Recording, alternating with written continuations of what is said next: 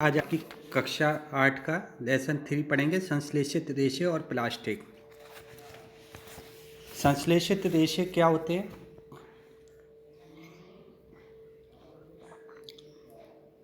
इसके बारे में आज अपन जानेंगे। पोशाक जिन्हें हम पहनते हैं, कपड़े निर्मित होते हैं। कपड़े प्राकृतिक या कृत्रिम स्रोतों से प्राप्त रेशों से बनाए जाते हैं। कुछ प्राकृतिक रेशों के नाम आप बता सकते हैं? कुछ प्राकृतिक रेशे हैं जैसे कि रेशम का है, कपास के हैं, ये प्राकृतिक रेशे हैं। और कृत्रिम रेशों से निर्मित कुछ अपन देखें तो प्राकृतिक रेशे तो कपास हो गया, ऊन हो गया, रेशम हो गया, ये जो पौधे और जंतुओं से प्राप्त होते हैं। तो प्राकृतिक रेशे कौन से होते हैं? जो पौधों और जंतुओं से प्राप्त होते हैं। दूसरी ओर जो मनुष्य द्वारा बनाए जाते हैं वो संश्लेषित रेशे कहलाते हैं, मानव निर्मित रेशे कहलाते हैं। अब संश्लेषित रेशे, जो आपके चैप्टर का नाम है, संश्लेषित रेशे होते क्या है, या देखें अपन। संश्लेषित रेशे छोटी छोटी इकाइयों को जोड़कर एक श्रृंखला बनाई जाती है। प्रत्येक छोटी इकाई एक रासायनिक पदार्थ होती है। इस प्रकार की अनेक इकाइयां मिलकर एक बड़ी एकल इकाई बनाती है, जिसे बहुलक कहते हैं। बहुलक को अंग्रेजी में पॉलीमर कहते हैं। पॉलीमर जो शब्द है वो ग्रीक भाषा के पॉली और मर शब्द से मिलकर बना है। पॉली का अर्थ होता है अनेक और मर का मतलब होता है इकाई। तो अनेक इकाइयों से मिलकर जो दोहराने से जो हमें प्राप्त होता है वो कहलाता है बहुलक कहलाता है। बहुलक यानी अनेक इकाइयों से मिलकर बना हुआ। तो पॉलीमर मतलब होता है बहुलक, और संश्लेषित रेशे किससे बने होते हैं? बहुलक से मिलके बने होते हैं। बहुलक प्रकृति में भी पाए जाते हैं।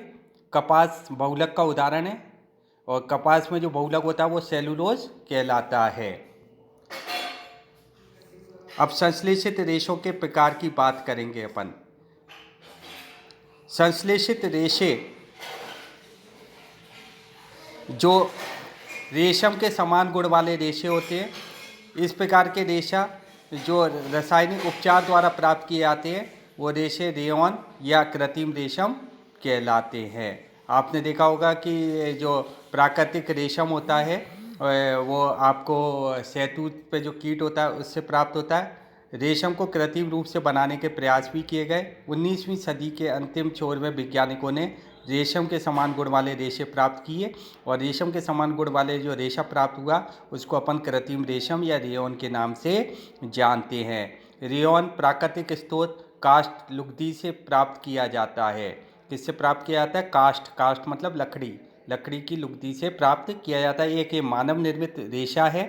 तो ये रेशम से सस्ता होता है, परंतु इसे रेशों के समान बुना जा सकता है, और इसमें रंगों को कई किस्मों के रंगा भी जा सकता है। रेयॉन को कपास के साथ मिलाकर बिस्तर की चादरें बनाई जाती है, और ऊन के साथ मिलाकर कालीन या गलीचा बनाया जाता है। तो आपको याद रखना, प्राकृतिक रेशम के समान एक कृत्रिम रेशम मानव निर्मित बनाया गया जो रेयॉन के नाम से जाना जाता है। ये रेयॉन जो होता है या कृत्रिम रेशम होता है वो लकड़ी की लुगदी से प्राप्त किया जाता है, और ये सस्ता भी होता है। इससे बुना भी जा सकता है प्राकृतिक रेशे के समान, और अनेक कलरों में रंगा भी जा सकता है। और कपास के साथ मिलकर इसकी चादरें बनाई जाती है, और उनके साथ मिलकर गलीचा बनाया जाता है। अब एक और अगला नेक्स्ट पढ़ने जा रहे हैं, नाइलॉन। तो पहला अपन ने पढ़ लिया रेयॉन। रेयॉन होता है कृत्रिम रेशम। अब नाइलॉन के बारे में पढ़ेंगे। नाइलॉन भी एक मानव निर्मित रेशा है, और ये किसी प्राकृतिक कच्चे माल के बिना बनाया गया, और इसका निर्माण जो किया गया वो कोयले, जल और वायु से किया गया। इसे प्रथम रूप से संश्लेषित रेशा भी कहते हैं। प्रथम रूप से संश्लेषित रेशा आपसे पूछा जाए तो नाइलॉन आएगा। नाइलॉन रेशा प्रबल होता है, प्रत्यास्थ होता है यानी लचीला होता है, और हल्का होता है। ये चमकीला और धुलने में सुगम होता है। ये कपड़ों के निर्माण हेतु प्रचलित होता है। नायलॉन रेशा वास्तव में इतना प्रबल है कि हम इससे पैराशूट और चट्टानों पर चढ़ने वाले रस्से बना सकते हैं। तो ध्यान रखना, आपसे पूछे पैराशूट और चट्टानों पर चढ़ने वाले रस्से कौन से रेशे से बनाए जाते हैं, तो आप बता सकते हैं नायलॉन से। नायलॉन से कई प्रकार का उपयोग किया जाता है, जुराब यानी अपने मोजे बनाने में, रस्से बनाने में, तंबू बनाने में, और दांत साफ करने का जो ब्रश होता है वो भी नायलॉन से बनाया जाता है। कारों की सीट के पट्टे, स्लीपिंग बैग, ये सब नायलॉन के बनाए जाते हैं। नायलॉन का उपयोग पैराशूट में भी किया जाता है और चट्टानों पर चढ़ने वाले उसमें रस्से बनाने में भी किया जाता है। नायलॉन का तार इस्पात के तार से अधिक प्रबल होता है। इस्पात मतलब लोहे के तार से अधिक प्रबल होता है, ध्यान देना इसमें। अब अगला रेशा पढ़ने जा रहे हैं हम, पॉलिस्टर। पॉलिस्टर मतलब एक्रेलिक। पॉलिस्टर एक संश्लेषित रेशा, इस रेशे के कपड़े में आसानी से सलबटें नहीं पड़ती। पॉलिस्टर जो रेशा होता है, एक्रेलिक रेशा होता है, इसकी सबसे बड़ी विशेषता ये होती है कि इसमें सलबटें नहीं पड़ती है, ये सरलतापूर्वक धुल जाता है। आप पॉलिस्टर की कमीजें अन्य परिधान बनाने देखा है। टेरिलिन एक लोकप्रिय पॉलिस्टर है।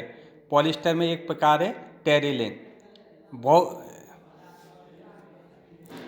इसे बहुत महीन रेशों में खींचा जाता है, जिन्हें फिर से किसी अन्य तंतु समान बुना जा सकता है। तो टेरिलिन एक पॉलिस्टर का महीन रेशा है। इसी प्रकार पैट का पूरा नाम है पॉलीएथिलीन टरथेलेट, एक बहुत सुपरिचित प्रकार का पॉलिस्टर है। तो पॉलिस्टर में एक तो टेरिलिन पढ़ लिया। टेरिलिन एक महीन रेशा होता है और इसको तंतु के समान बुना जा सकता है। एक और पॉलिस्टर का उदाहरण है पैट। आपसे पूछे दो नाम लिखिए, पॉलिस्टर के उदाहरण लिखिए। तो और जो पैट है, इसका उपयोग, इसका पूरा नाम है पॉलीएथिलीन टरथेलेट। इसका उपयोग बोतलें, बर्तन, फिल्म, तार, अन्य बहुत से उपयोगी उत्पादों के निर्माण में किया जाता है। पॉलीएस्टर, तो पॉलीएस्टर का मतलब होता है, इसके अगर संधि विच्छेद किया जाए तो दो शब्द बनते हैं, poly plus ester. Poly plus ester, तो ये दो शब्द बनते हैं, पॉली प्लस एस्टर। वास्तव में एक रसायन है जो एस्टर कहलाता है, कि इकाइयों की पुनरावृत्ति है। तो ये एस्टर की बहुत सारी इकाइयों को मिलाकर पॉलीएस्टर बनाया जाता है। और एस्टर क्या होता है, ये फलों को उनकी गंध प्रदान करता है।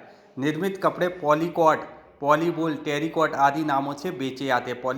पॉलीएस्टर से कपड़े होते हैं वो पॉलीकॉट, पॉलीवूल, टेरिकॉट आदि नामों से बेचे जाते हैं। नाम, ये कपड़े दो प्रकार के रेशों से मिलके बनाए जाते हैं। पॉलीकॉट पॉलीएस्टर और कपास का मिश्रण है। पॉलीवूल पॉलीएस्टर और ऊन का मिश्रण है। तो ये जो कपड़े होते हैं पॉलीकॉट, तो पॉलीएस्टर और कपास से मिलकर बनाया जाता है। और पॉलीवूल, वूल माने ऊन होता है, तो पॉलीएस्टर और ऊन का मिश्रण होता है। हम सर्दियों में जो स्वेटर पहनते हैं, शॉल, कंबलों का उपयोग करते हैं, इनमें भी बहुत से वास्तव में प्राकृतिक ऊन से निर्मित नहीं होते, यद्यपि ये ऊन जैसे दिखाई देते हैं। और जो ये तैयार होते हैं ये एक्रेलिक कहलाते हैं। जो ऊन के समान रेशे होते हैं, क्या कहलाते हैं, एक्रेलिक कहलाते हैं। प्राकृतिक स्रोतों से प्राप्त ऊन काफ़ी महंगी होती है, जबकि एक्रेलिक से बनी वस्तुएं अपेक्षाकृत सस्ती होती है। ये विविध रंगों में उपलब्ध होती है। संश्लेषित रेशे अधिक टिकाऊ और पहुँच के भीतर होते हैं। ये प्राकृतिक रेशों की अपेक्षा अधिक लोकप्रिय हैं। तो संश्लेषित रेशे टिकाऊ होते हैं, सस्ते होते हैं और लोकप्रिय होते हैं। इन्हें विभिन्न रंगों में बुना जा सकता है, रंगा जा सकता है। यह संश्लेषित, आप एक बात देखें, प्राकृतिक रेशों को जलाने का क्रियाकलाप आप देख चुके 7th क्लास में। अब अगर संश्लेषित रेशों को जलाएं तो क्या होगा। संश्लेषित रेशों को गर्म करने पर ये पिघल जाते हैं। संश्लेषित रेशों का ये एक हानिकारक गुण है। तो संश्लेषित रेशों की सबसे बड़ी कमी ये है कि ये गर्म करने पर पिघल जाते हैं। यदि वस्तुओं में आग लग जाए तो ये बहुत आपत्तिजनक, आपदाजनक हो सकता है। कपड़ा पिघल जाएगा और कपड़े पहनने वाले व्यक्ति के शरीर से चिपक जाएगा। अतः हमें प्रयोगशाला और रसोई घर में कार्य करते समय संश्लेषित वस्त्र नहीं पहनने चाहिए। तो ये ध्यान रखना, संश्लेषित इसका क्या दुष्प्रभाव है। संश्लेषित का सबसे दुष्प्रभाव ये है कि रेशे का, कि ये आग लगते समय पिघल जाते हैं और हमारे शरीर की त्वचा से चिपक जाते हैं, जिससे बहुत बड़ी हानि हो सकती है। तो इस बात का आपको ध्यान रखना है। अब संश्लेषित रेशों के गुण देखें अपन। संश्लेषित रेशों के क्या गुण हैं। संश्लेषित रेशों के जो गुण हैं, ये सबसे बड़ी है कि ये शीघ्र सूख जाते हैं, ये अधिक चलाऊ होते हैं, कम महंगे होते हैं, आसानी से उपलब्ध हो जाते हैं, रख रखाव में सुविधाजनक होते हैं।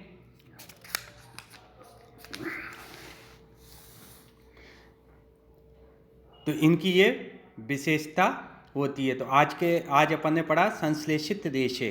अपन नेक्स्ट लेक्चर में पढ़ेंगे, नेक्स्ट क्लास के अंदर पढ़ेंगे प्लास्टिक के बारे में। ठीक, ओके।